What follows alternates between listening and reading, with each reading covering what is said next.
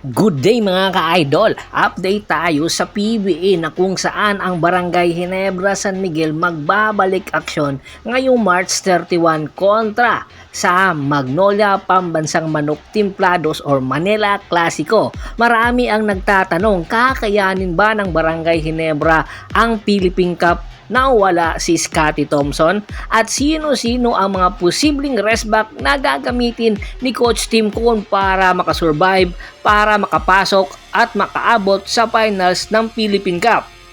Guys, welcome to my sports channel. This is Percival Monteron at your service. Don't forget to subscribe my sports channel para nga maging updated palagi sa kwentuhan. At balik tayo, ang Barangay Ginebra San Miguel ay hindi maganda ang ipinakita sa nakaraan laban nila kontra sa Meralco Bolts. Nakikita ni Coach Tim Cone ang mga weaknesses ng Barangay Ginebra kung saan po pwede dapat i-improve ng Barangay Ginebra ang kanilang lineup. At ay isa nga sa mga posibleng mga weakness ng Barangay Ginebra ang guard rotation. Kaya naman isa daw sa mga posibleng i-acquire ng Barangay Ginebra para makatulong sa kanilang lineup ay si Baser Amer na kamakailan nga ay pumirma sa NLEX Hood Warriors. Bagamat nakapirma ito sa NLEX Hood Warriors ay hindi naman ito masyadong nabibigyan ng minuto dahil na rin sa lalim ng lineup ng NLEX at karamihan sa kanilang lineup ay mga bata at mas pabor sa bagong sistema na ipinapatakbo ni Coach Frankie Lim. Kaya naman isa sa mga posibleng i-acquire ng Barangay Ginebra ay si Baser Amer na malaki ang maitutulong dahil nga si LA Tenorio ay hindi na yung dating LA Tenorio na nakikita natin at unti-unti nang bumababa ang kalidad ng kanyang laruan. Ang dahilan nga ay nagkakaedad na rin ito at isa rin sa mga rason dahil nga galing ito sa injury or karamdaman ng cancer.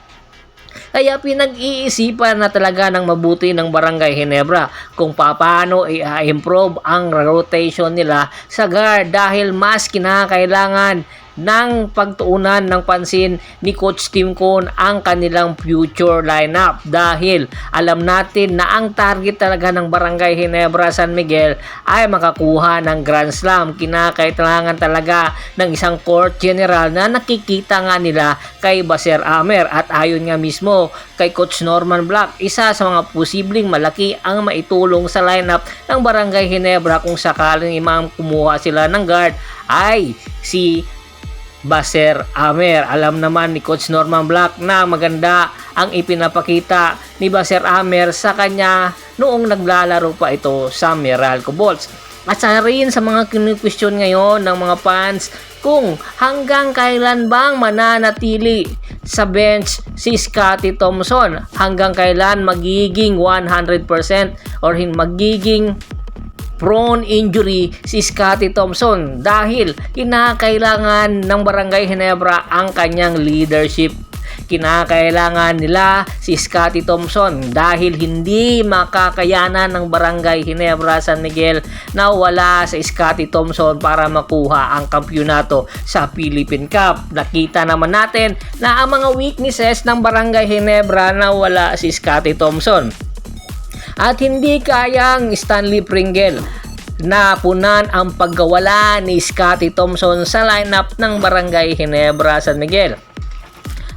Malaking puwang sa Barangay Ginebra ang pagkawala ni Scotty Thompson. Hindi kakayanin ni Stanley Pringle na buhatin ang Barangay Ginebra San Miguel. Alalahanin natin, si Stanley Pringle hindi na ito yung dating Stanley Pringle na nakita natin sa Northport Batangas. Unti-unti na rin bumababa ang kalidad at minuto ng kanyang inilalaro. Kahit bigyan pa siya ng minuto ni Coach Tim Cone ay hindi niya na maipapakita ang kanyang deadly weapon at ang kanyang dating pinapakita noong nasa Northport Batangas pa ito. Kaya naman malaki ang question, hanggang kailan mananatili sa lineup ng Barangay Ginebra si Stanley Pringle. Kinakailangan na ng Barangay Ginebra ang mga serbisyo ni Ray Parks Jr. na napapabalita ngang gustong maglaro sa Barangay Ginebra San Miguel. Bagamat nasa Japan bilig ito at pumirma ng contract extension, malaki ang posibilidad na kayang-kayang i-buyout ng Barangay Ginebra San Miguel ang kanyang kontrata sa Japan at inegotiate ito sa Tropang Giga. Alam natin na ang rights pa rin ng kay Ray Parks Jr. ay nasa Tropang Giga pa rin. Kayang-kayan gawa ng paraan ito ng SMC team kung gugustuhin nilang kunin si Ray Parks Jr. dahil malaking tulong si Ray Parks Jr. sa lineup ng Barangay Ginebra San Miguel. At hindi lang si Ray Parks Jr. ang posibleng i-acquire ng Barangay Ginebra. Ultimo, si Matthew Wright na gusto na rin magbalik PBA at gustong maglaro rin sa Barangay Ginebra San Miguel. Kinakailangan din ng Barangay Ginebra San Miguel ang deadly shooter sa katauhan ni Matthew Wright. Oo, gusto rin ni Calvin Abueva na isama si Matthew Wright sa Magnolia, pero kung ako ang papipiliin or si Matthew Wright ang papiliin, ay gusto niya doon sa championship contender na team, which is ang Barangay Ginebra, na gusto niyang bago pa siyang magretiro ay makakakuha ng kampyonato. Dahil kung sa Magnolia Pambansang Manok ito mananatili or maglalaro, ay malabo pang makakuha ng kampyonato, lalong-lalo na naghihingalo na rin ang Magnolia Pambansang Manok Templados at malaki ang tsansa na anytime kung sakaling hindi pa makakapasok sa kampyonato or sa finals ngayong Philippine Cup ay magpapalit na ng head coach. Kaya aabangan natin ang posibleng pagbalasa sa lineup ng Barangay Ginebra San Miguel. Bago po natin tapusin ang ating kwentuhan, shoutout muna tayo sa ating mga followers at subscribers kay Kagawad Kasakin Dukusin ng Hagonoy, Bulacan, Anthony Lucky Alon, Ronald Bersubida, Jan David Galapa, Scott Ranger at si Mr. Yornel Belches ng Cebu City. Marami pong salamat sa walang sawa niyong pagsuporta. Pakibisita na rin po ng Facebook fanpage ko. Pakilike, pakipalo, pakishare, ganoon din po sa YouTube channel ko. Hanggang sa muling kwentuhan, maraming salamat po.